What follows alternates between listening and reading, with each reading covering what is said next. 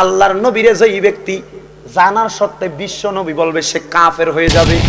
এই জন্য আমার নবী আলোচনাটা হয়তো ভালো করে খেয়াল করছেন। আমি খেয়াল করছি রহমত, আমি এই জন্য বইলা দিছি একটা রহমত আল্লিল, আপনি রহমত আল্লিল আলামিনও বলছেন। গুণগুলা বলছি রাসূল সাল্লাল্লাহু আলাইহি সাল্লামের শান মান আসমানে কতটুকু আল্লাহ রাব্বুল আলামিন দিয়েছে, দুনিয়াতে আসার সময় কতটুকু দিয়েছে। আমি তো আপনাকে ছোট করছি না, ছোট করছি দলিল সহ, ছোট না, সব ঠিক আছে। হলো আপনার একটা পরিভাষা, পরিভাষা এ বিশ্বনবী যারা বলতেছেন আপনি কি বুঝা বলছেন বিশ্বনবী কেডা? আপনি তো বেদবি হলো যে খবর দৃষ্টিতে দেখবেন, আমরা যেটা বুঝছি এটা আপনার থেকে জানতে চাইতেছি। জি, আপনি তো বলছেন যে বিশ্বনবী বললে কাফের হয়ে যাবে। জি, তারপরে এতগুলো ব্যাখ্যা আসতেছে, ওটা একটা যুক্তি। হ্যাঁ, মিথ্যা কথা মানে খারাপ কথা, সুন্দর, হ্যাঁ, খারাপ কথা দাঁড়া করানোর জন্য খারাপ যুক্তি আসে, ভালো কথারে প্রতিষ্ঠিত করার জন্য ভালো যুক্তি আসে। আপনি তো প্রথম আমাদের এখানে যারা আম জনতাকে আমভাবে আপনি কাফের এটা ফতোয়া দিয়ে দিলেন হুজুর। ঠিক আছে, খুব সুন্দর প্রশ্ন, সুন্দর না কথাটা? একটু সহজ ভাবে বোঝেন, সহজ।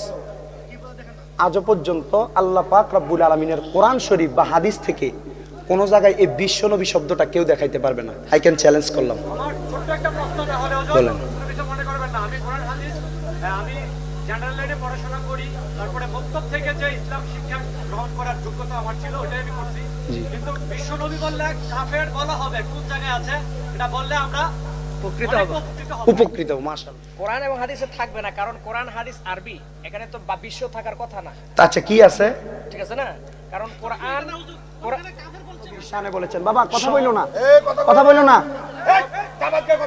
কথা বইলো না বাবা।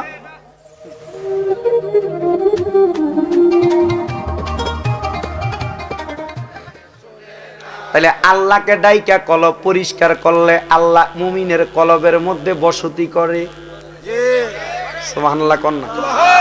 তাহলে আমরা কি ইমানদার না বেঈমান? ইমান আছে না নাই? তাহলে আমরা কি মুমিন কি না? আমাদের কলবে আমার আল্লাহ আছে না নাই? ও বন্ধু আমার, আমারে বলছেন এই এলাকার মানুষ বেশিরভাগ তরিকতপন্থী। আমি জানতে চাই বাবা আল্লাহ কয়জন? আরো জোরে, আল্লাহ কয়জন?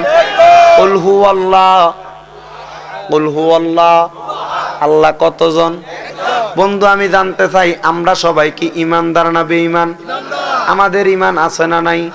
আল্লাহ যেহেতু কয় কুলুবিল মুমিনিনা আরশিল্লাহ, আমি আল্লাহ মুমিনের কলবের ভিতরে আরশ বানাই, আমি আল্লাহ মুমিনের কলবে বসবাস করি। তাইলে আমরা সবাই যদি ইমানদার হয়, আল্লাহ যদি একজন হয়, তাহলে একজনের ভিতরে আল্লাহ আছে, বাকিরার কাছে কে আছে? একজন আল্লাহ কেমনে সবার কাছে যায়? সুবহানাল্লাহ। এই একজন আল্লাহ যেমন ভাবে সকল মুমিনের কলবে যাইতে পারে, আমি বলবো রে বন্ধুরা বাবারা, তেমন আমার দয়াল নবীও ঠিক সকল মুমিনের কাছে যাইতে পারে। আর এটার নাম হইল তরিকত। রাগ করবেন না হুজুর, ওনাকে বলছি অনেকক্ষণ পর্যন্ত বৈশা বৈশা আলোচনাটা শুনলাম।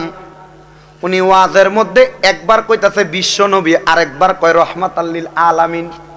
বুঝার জন্য, শুধু আপনাদের সামনে খারাপ কোনো উদ্দেশ্য নয় রে বাবা। আমার আল্লাহর নবীকে আমার মনে হয় উনি আলেম হতে পারেন, তবে বুঝা বলে নাই বিদায় বলছেন বাবা আল্লাহর নবীরে যেই ব্যক্তি জানার সত্ত্বে বিশ্ব নবী বলবে সে কাফের হয়ে যাবে। কি হবে? উনি রাহমাতাল লিল আলামিন নবী বলেছেন, রাহমাতাল লিল আলামিন নবী, এটা আমার নবীর একটা গুণ।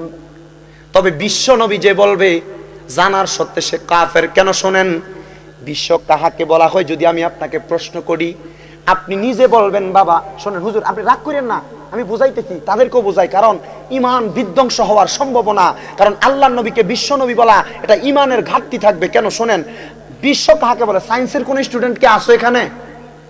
সায়েন্সে পড়ছে নাই?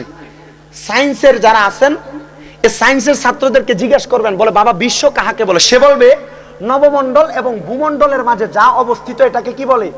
বিশ্ব বলে। এখন আমি জানতে চাই, আল্লাহ পাক রব্বুল আলামিন আলহামদুলিল্লাহি রব্বিল আলামিন, সমস্ত প্রশংসা ওই প্রতিপালকের যিনি সমস্ত জাহানের রব, যিনি সমস্ত জাহানের আল্লাহ আমার নবীর শানে বলেছেন। বাবা কথা বইলো না, কথা বইলো না, কথা বললো না বাবা। সব ঠিক আছে, থাক এখানে, না না থাক থাক বাবা থাক থাক, কথা বললেন না।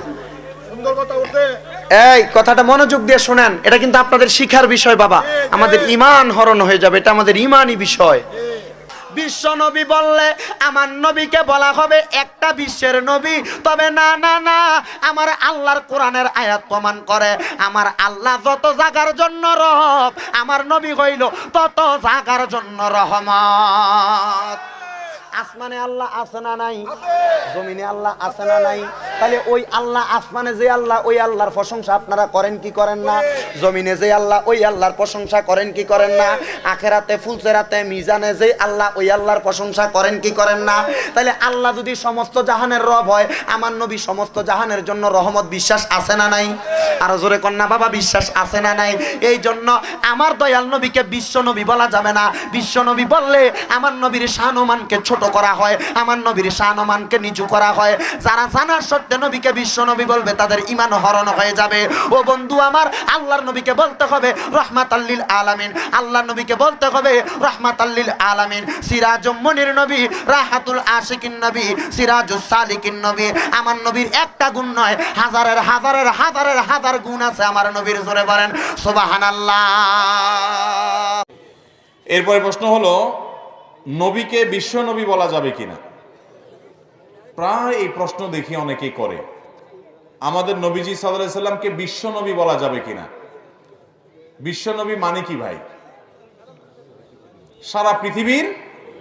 তো আমাদের নবীকে আল্লাহ তাআলা বলেছেন যে তোমাকে পাঠিয়েছি সকল লোকদের কাছে,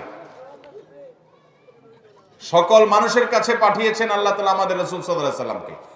আগে অনেক নবী রাসূল ছিলেন, বিভিন্ন গোত্রের, বিভিন্ন বংশের, বিভিন্ন এলাকার, বিভিন্ন ভাষাভাষী। আমাদের নবী করিম সাল্লাল্লাহু আলাইহি সাল্লাম তিনি হলেন সারা পৃথিবীর সকল মানুষের রাসূল, সকল মানুষের কাছে আসছেন। যার কারণে সেই হিসাবে গোটা বিশ্বের সকলের নবী, সকলের রাসূল এটা বলা যায়, এটাতে কোনো অসুবিধা নাই।